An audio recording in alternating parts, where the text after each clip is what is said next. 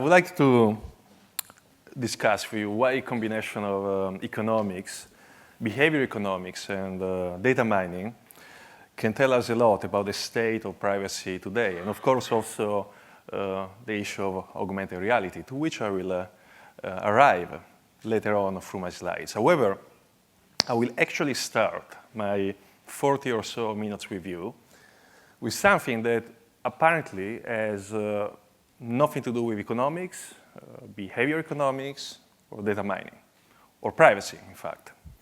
I'll try to do something. You may have seen a movie. It was very popular in the United States, but I believe it was also popular here in Europe and in France, Inception. But a few years ago, the idea, based on the idea that you can seed, plant an idea in someone's mind. So my first few slides will be about planting an idea. And hopefully, if I do a good job with my presentation, by the end of it, you will see why it is actually connected to privacy. And the idea is connected to warfarin. I don't know how many of you know this drug. It's sold in the United States, and it is very powerful and effective in protecting people from a condition known as thromboembolism. Now, I'm going to show you a kind of creepy picture now. I blur it because I want to protect both your lunch and your breakfast. But this is something which can happen with thromboembolism. In the extreme scenarios, people can actually die. Now, warfarin is effective in preventing the damages of thromboembolism if taken regularly. It's a pill. It's not painful to take.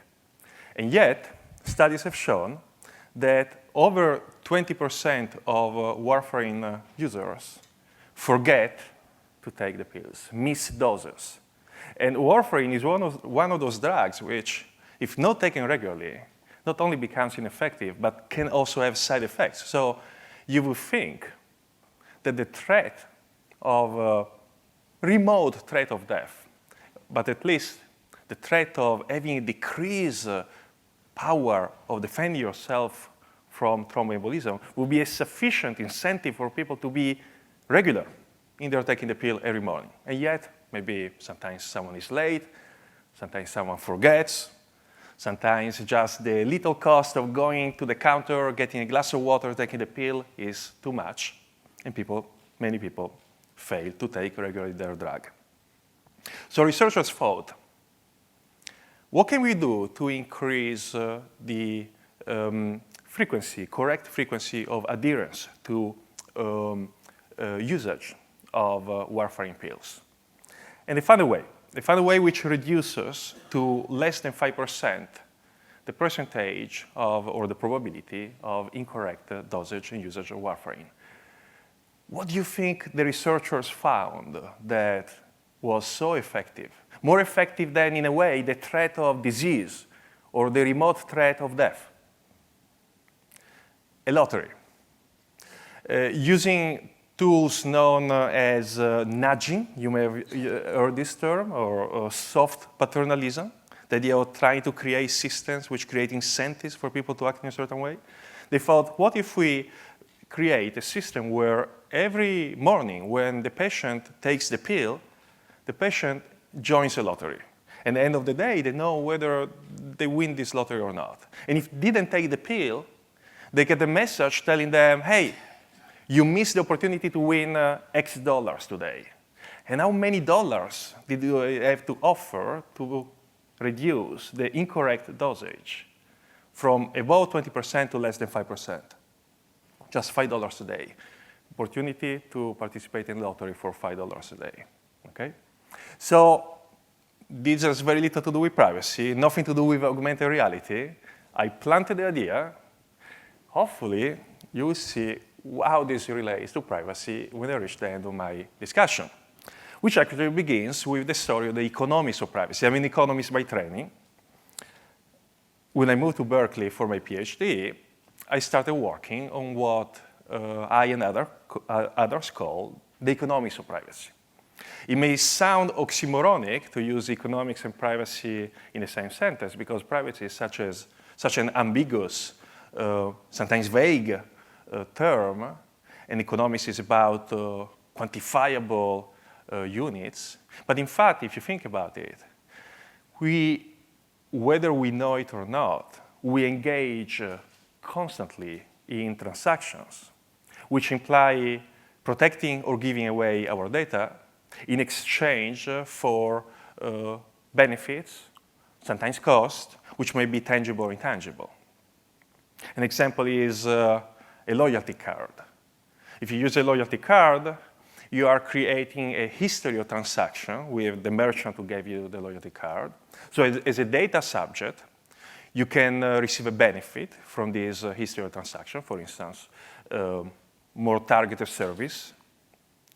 There could be also potential cost. Perhaps this history of transaction allows the merchant or other merchants that receive the data from the first to know you so well that they can price discriminate you. They can charge differential prices based on how you acted before, and you end up, for instance, paying a higher price. These trade-offs exist also for the data holder. The merchant has to invest money in creating systems which can do properly these, can properly use loyalty cards, customer management systems. And these investments are done because the merchant expects some kind of return, maybe more customer loyalty, for instance. Now, for a few years, I and others worked on these economics of privacy, trying to study these trade-offs. Not always they are exactly quantifiable, but there are still trade-offs. When you go online and you search something on Bing or on Google, you are effectively selling information to get a service because you are giving information about yourself, what you're interested in the particular moment, in order to get a search result. But we also started realizing that these trade-offs, from the perspective of the data subjects, are extremely complex.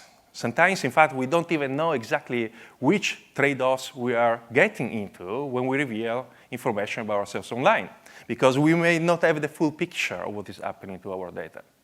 Which is why I started working on what I call the behavioral economics of privacy. If you know about behavior economics, it's the field of economics which became more and more popular after the 70s. And in the beginning was quite a heretic area of economics, now is considered quite mainstream. And this stream of research tries to combine psychology and decision research with traditional economic methodologies. Applied to privacy, behavior economics tries to understand how asymmetries of information between data subjects and data holders can impact how we value privacy and whether we decide to protect it or to reveal it. Boundary rationality, and I'm using the term here in the original coinage, original version by Herbert Simon, who was an economist, a computer scientist, and a psychologist.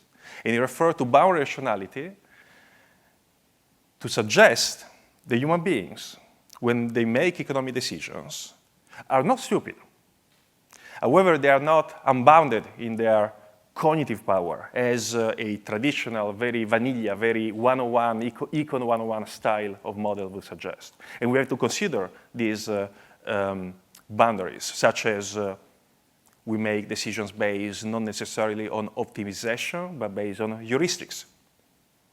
And then, a third factor, cognitive and behavioral biases, which impact how we value things, such as privacy, and therefore how we make decisions about that. Let me give you a very specific example of a bias which we took from traditional studies in behavior economics and we applied to privacy.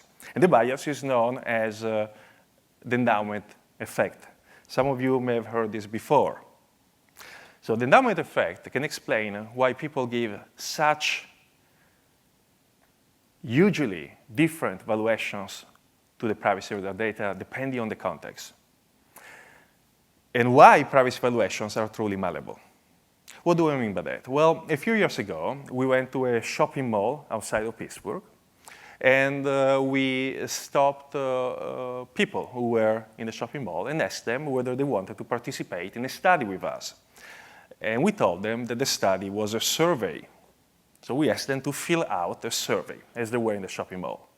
In fact, the survey was a decoy, an excuse, was not a real study. The real study started at the end of the survey. When people thought they were done, we gave them a payment as a thank you for having participated in the survey. To a group of subjects, we gave them a $10 anonymous card. What we meant is that the subjects were picking the card from a large set of other cards. And they were shown that we, the researcher, would not link their names to the card. Therefore, we, the researcher, would not be able to know what they were going to buy with the card. This card was a Visa debit card, which could be used in the shopping mall online, however the subject wanted. To another group of subjects, instead, we gave them a $12 card. This card was trackable, identified. We told the subjects that we, the researcher, would be able to link their names to the card. Okay? So you can imagine a $10 card being more private, a $12 card being more valuable, but less private. Okay? Now, after each group of subjects had been endowed, and I'm using really the technical term here, for about 40, 50 seconds or so with a given card, they were told about the existence of the other card. So the subjects who initially were given the $10 card were told, hey, there is a $12 card. Would you like actually to swap your card? Do you want to give us back the $10 and get the $12? Now you are going to get $2 more, but you're going to give away your data in that your future transactions will be linked to your identity. And in fact, the $12 group was offered the opposite. Do you want to swap to a $10 card? However, if you see what is happening, there was absolutely no difference whatsoever between the alternatives that either group was facing. Because what we had simply done was to change the frame of the question, not change the nature of the choices.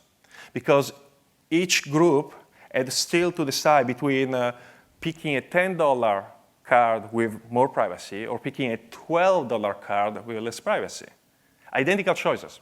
The framing was different, though. For one group was, do I want to get $2 more to give away my data? For the other group was, do I want to give back $2 to protect my data? Now, in a traditional accounting, because the two choices were exactly identical, you would suspect that the same percentage, the same proportion of subjects would have chosen either card regardless of the group. But in fact, according to endowment effect theory, we expected one group to act very, very differently from the other. And this is what we found. On the y-axis, the vertical axis, I have the percentage of subjects who chose the anonymous card, the $10, the protected one. On the x-axis, I have the two experimental conditions, of which I'm showing right now just one. So the first group I'm showing you is the group of subjects who were given a $10 card, and they were asked, would you like to swap? And as you can see, about 52% of them said, no, I want to keep my $10 card. It's not, $2 is not enough to give you away my data. My privacy is worth at least $2, which was surprising. 1 out of 2 people saying no to $2 cash to protect their privacy. Of course, the behavior of the group which started from the $12 card was very, very different. Only fewer than 10% decided to protect their privacy. Only fewer than 10% thought that $2 was a good enough price, a fair enough price to protect their data. Which, of course, brings up the question of what is the real value of privacy? Can we pinpoint it? And also, if you want to take these results and push them a little bit to the limits, kind of extrapolate them into social implications. When people tell you, you have no privacy, get adjusted to that. Isn't that a way to make you frame your trade-offs and prime you to believe that you are in the second group, in the group which by default has no privacy and has to pay to gain it, which will mean that you will value privacy less. Whereas if you start from a position of power, you're going to value privacy more. Now, this was just an example. In fact, an example that we did quite a few years ago.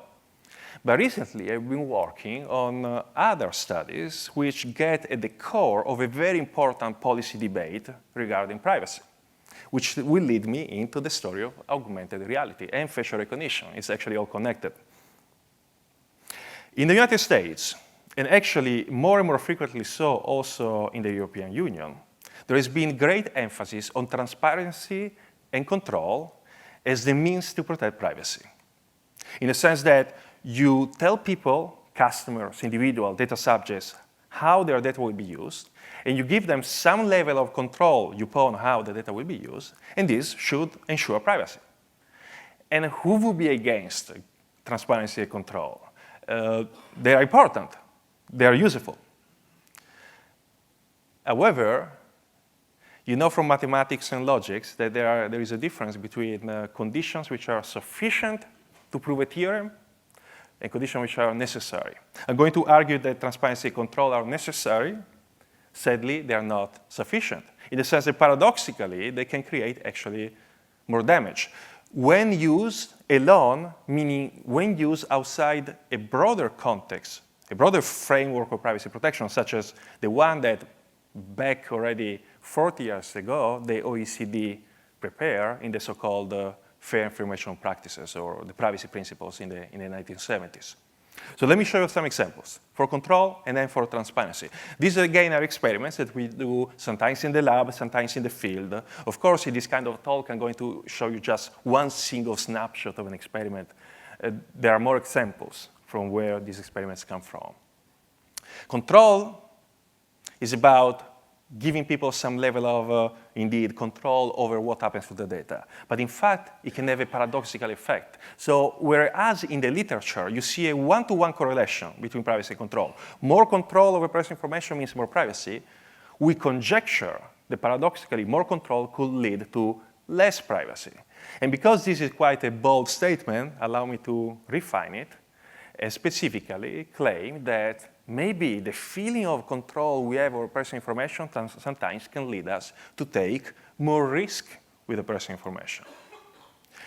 Due to a phenomenon perhaps close to overconfidence and perhaps similar to much earlier studies, which have shown that when people feel in control or they feel protected, they start taking more risk. For instance, wearing seatbelts or making people wear an helmet can make some people start driving or riding faster, taking more risk.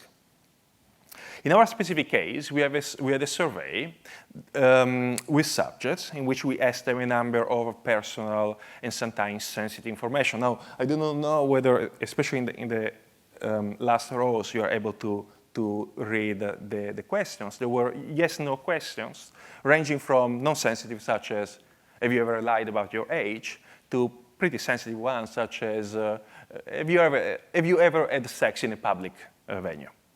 The subject had to answer yes, no, but was also told that they didn't have to answer if they didn't want. No one was forcing them to answer, but if they did answer, they were giving us permission to publish their answers in the research bulletin, which would follow our research, okay? This was the first group. These are randomized experiments. We randomly assign subjects to different conditions. To a second group of subjects, we asked the very same questions, again, yes, no, but we added a slightly different explanation about whether we will publish the answers or not. We added a checkbox, and we told the subjects that in order to give us permission to publish their answers, they would have to check a box. So this is what the subjects saw in the second group. And I'm circling in red the checkbox. So for each question, the subjects now not only had to answer the question, but also check and allow us to publish them. Now, status quo bias would suggest that subjects would not bother checking the box because it's a very small but non-zero cost, cognitive cost. You have to go there and change the default. And also by changing it, you're revealing more information to more people, not just the researchers. Now you're revealing also to strangers. But in fact, we hypothesized the opposite, that that little checkbox would make people feel empowered, feel in control, and would lead them to A, yes, check the box, B, become more likely to actually answer the questions. And this is exactly what happened. This is on the y-axis, I have the response rates. This is for the sensitive questions only, okay? I'm focusing on the most sensitive questions. So we have a lower than 50% response rate for the first condition I showed you. In fact, it was about 40%. When we add the checkbox, it goes up to above 80%, almost double. It increases by twice the propensity of subjects to answer the questions. How about transparency, telling people what you're going to do? Well, again, transparency is not bad per se. We need it. We want to tell people how we are going to use their data. But perhaps it's not enough, and the transparency can be quite easily manipulated. In fact, we call this set of studies sleight of privacy. Like magicians do sleight of hands, asking you to focus on the left hand so that you do not see what happens with my right hand. So what kind of misdirection of attention did we engage here? Several. And once again, I'm giving you just one simple snapshot of what we did. This one was done with students. Again, students believed that this was a survey, although not all our experiments are surveys, as you will see in a few minutes. The survey was about campus behavior. Once again, it included sensitive and non-sensitive questions. A non-sensitive one could be, have you ever been late for a class? A sensitive one, have you ever cheated in an exam? Now, to one group of subjects, we told them that other students would see their answers. To another group of subjects, we told that the students and the faculty would see their answers. So these were very simple notifications. You could call it a way of being transparent. We told people exactly what we would do with their data. And we would expect, of course, that the subjects in the first group would be more likely to answer the sensitive questions than the subject in the second group, right? Because knowing that the faculty is going to read your answers to questions such as cheating in an exam, plagiarizing text, is probably going to inhibit your propensity to disclose. And that's exactly what happened. So seemingly, we found that transparency works. You tell people how you use their data, then you ask them questions, and you have an effect which is statistically significant. The transparency creates a difference between the two groups. But in fact, most of the time when we are online, it's not as simple. It's not like we read some information, immediately we make privacy-sensitive decisions based on the data. For instance, we may or may not read the privacy policy, and then only later on we have to decide what to reveal. Or sometimes there are other interruptions, other things which capture our attentions, other irrelevant questions, or other things which happen on the screen which take our attention away. So with a second group of subjects, we repeated the same study. Again, one group seeing only students will see your answers, another group seeing faculty and students will see your answers. But this time we added a misdirection of attention. Specifically, we added a delay. A delay between the time we gave the notice, this is how your data will be used, and the time they had to start answering the questions. Before, there was no delay. Notice, questions.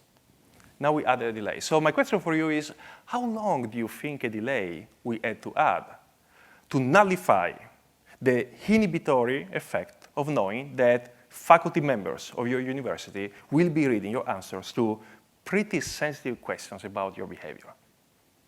10 minutes? 5 minutes? 1 minute? How about 15 seconds? So we had a 15 seconds delay, and that was enough, as we conjectured, to nullify the inhibitory effect. Now there was no longer any statistical significant difference between the two groups. So the point I'm trying to make here is not that transparency is bad. It's that transparency can be easily misdirected. So remember, and here first link to the first study I showed you about warfarin, by using the term nudging, soft paternalism, influencing users. Well, nudging is happening nowadays. We are constantly nudged by the internet infrastructure, by the online interface. And sometimes we are nudged to disclose more, sometimes to disclose less. In fact, some of our studies don't happen in the lab, happen in the real world. We have been monitoring disclosures on the Carnegie Mellon University Facebook network since 2005. Basically, we create a profiles, and from there we mine data from the network. And that allows us to study longitudinally how public disclosures change over time. And we found that between 2005 and 2009, the percentage of profiles which were publicly revealing fields such as likes or interests and movies decreased almost linearly. This is an approximation of the real graph. But pretty much back in 2005, about 80% of people, for instance, were making their movies interests or books openly, publicly available to anyone else on the Carnegie Mellon Facebook network. In 2009, fewer than 20%.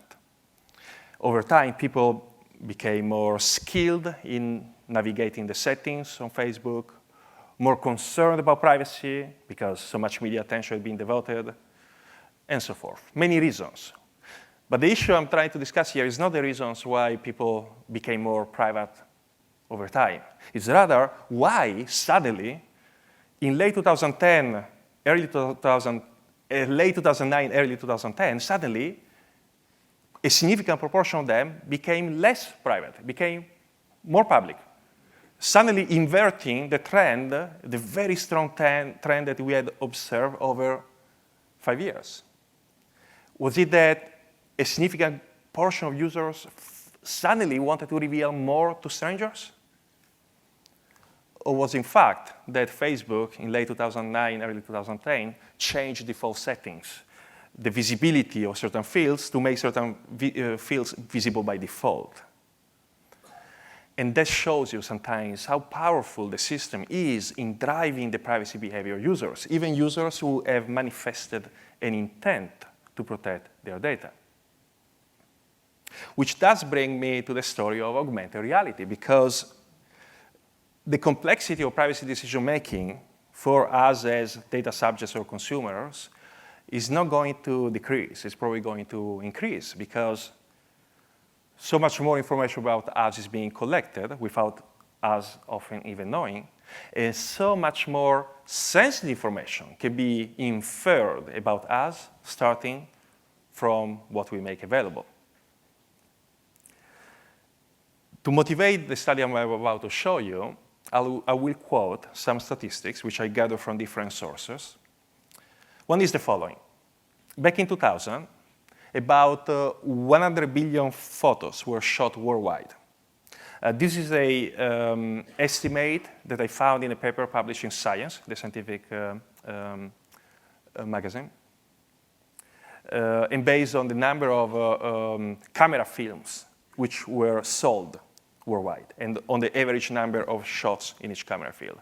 Back in the days, digital cameras were certainly not as common as they are now. Now, of those 100 billion photos, a minuscule proportion were actually uploaded to the internet. Pretty much unless you were a star, a big actor, perhaps a criminal, or your organization was so internet-friendly that had a roster, organizational roster with publicly available photos online, your photo was likely not to be up. But in fact, by 2010, and even more so in 2013, most of us have photos, identified photos online. Only in Facebook, only in a single month in 2010, 2.5 billion photos were uploaded. Like I said, most of them identified, tagged with real names. In approximately the same span of time, the ability of computers to identify and recognize faces in pictures grew by almost 3 orders of magnitude. And algorithms keep getting better and better at recognizing faces. So we thought the following. What if we take these technologies together? We put them, imagine a bowl, like a chef, a cook, who takes ingredients and puts them into a bowl. So we take publicly available images with names from social media. We take existing facial recognizers. But then we also add more ingredients to the mix. We take cloud computing, which gives now every one of us the kind of computational power that 10 years ago only government agencies or largest corporations would have access to. I also put into the mix ubiquitous computing, the idea that I can take my phone, which is not a supercomputer in itself, but it can connect to the internet and run hundreds of thousands of face matches in seconds because the cloud computing is there. And also, I sprinkle the last ingredient, the field of statistical re-identification, or also connected to data mining, the ability, increasingly powerful, to start from public data, sometimes de-identified, anonymous, and either re-identify, give it a name, or in fact, find something more sensitive. I put everything together. What do I end up with? This is what we end up with. In one first experiment, in which we did exactly this, we took data from Facebook, and we used existing facial recognizers. We strictly wanted to work only with publicly available technology and publicly available data. We wanted to fight in a way with a hand behind our back to show that what we did, everyone can do. So we took data from Facebook, but we also took data from a very famous, very popular dating site in the US. On dating sites, people do use photos because, of course, as you know, I'm sure in France it's the same. If you don't put a photo on your dating site, you don't get a date. People are worried about how you look. So people do use photos on their dating sites, but they don't use names. They use pseudonyms because there is a social stigma associated with being on the dating site. Whereas on Facebook, people use names and photos. So we use facial recognition to try to find matches between the two sets for a specific geographical area, the area of Pittsburgh, where I work.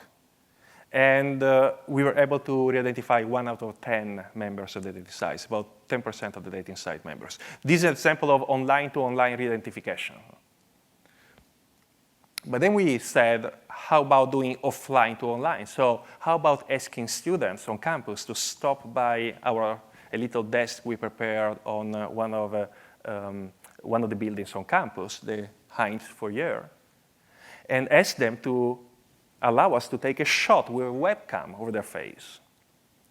And as they then fill out a survey on the laptop in front of them, we upload the shot to a cloud computing cluster where we start making real-time, on-the-fly comparisons against a database of Facebook images which we had previously downloaded. A few hundreds of thousands of images we had downloaded from Carnegie Mellon Facebook network profiles. By the time the subject reached the last page in the survey, that page is dynamically updated with the best matching photos which the recognizer found. And the subject is asked, as the last step in the survey, to check whether he or she finds himself or herself in the picture. For instance, here, do you recognize the subject in the picture? The computer did, which is remarkable because it's an example of how far facial recognition algorithms have come. They are now able even to work with differences in the facial hair. There are still things which fool facial recognizers, hats sometimes, certain glasses. But researchers know this and keep making their algorithms better and better. So the computer found a good match for this subject. In fact, it found a good match for 1 out of 3 subjects. So about 33% of the subjects willingly participating in these experiments were identified, that we found the Facebook profile for them. And then we decided, OK, let's push the envelope, because what I showed you is that we can start from a face, online or offline, and then we can use facial recognition. The particular software we use is called PITPAT, Pittsburgh Pattern Recognition, was developed at Carnegie Mellon University, not by me, by another team of researchers. And we can find social media data online which allow me to give a name to that anonymous face. But in fact, a few years ago, we did another study which got quite a bit of attention in the US, because we showed we could start from online demographic data, such as Facebook profile. We could combine it with the so-called deaf master file. In the United States, it's a public database with the social security numbers of people who are dead. Social security numbers in the United States are extremely sensitive information because they can be used to obtain credit. If someone knows your date of birth and your SSN, they can pretend, they may succeed in pretending to be you and open credit cards, loans for themselves on your name. And we were able to show that using data mining And publicly available data, we could use the SSN of people who were dead to infer the SSN of people who were alive. Do you see where I'm going with this? If you combine the two studies together, the story becomes, can I start from a face? Using facial recognition, find social media data. The name of this person and personal information, non-sensitive, but publicly available. And then from the non-sensitive, publicly available information, can end up predicting something which is extremely sensitive, which in the United States can lead to identity theft. And the answer was yes. So of course, with much lower accuracy, because each step of the process increases the noise. So this is more of a proof of concept, but a powerful proof of concept, because it shows how we can already now, with existing technologies and public available data, we can start from a face and end up predicting something sensitive. In fact, this is a larger phenomenon, which we call data aggregation. Paul Holm in the US is a law scholar, first used this term. Starting from a face, finding a matching face online for different websites. Now you have a presumptive name, statistically presumptive. From the name, you find the public data. From the public data, you can find the non-public data. You can infer it statistically. Sometimes you're correct, sometimes you're not incorrect. Your degree of accuracy could change. And of course, now you can link it back to the face, and you close the circle. In fact, once again, as a proof of concept, we decided, hey, what the heck, let's do it in real time. So we developed an iPhone app which uses the iPhone internal camera to take a shot of a person and then do, on the fly in real time, the process which I just described to you in the experiment 2 and 3. So uploads it to the cloud, looks for a match on our databases, and then looks for, now he finds a name, looks online for information, public information about the name, and from that tries to infer the SSN, social security number, and then